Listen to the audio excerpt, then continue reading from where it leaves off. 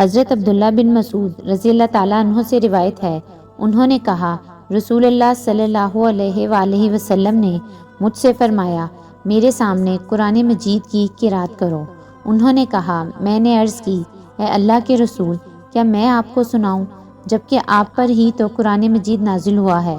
آپ نے فرمایا میری خواہش ہے کہ میں اسے کسی دوسرے سے سنوں۔ تو میں نے سورۃ نساء کی قرات شروع کی۔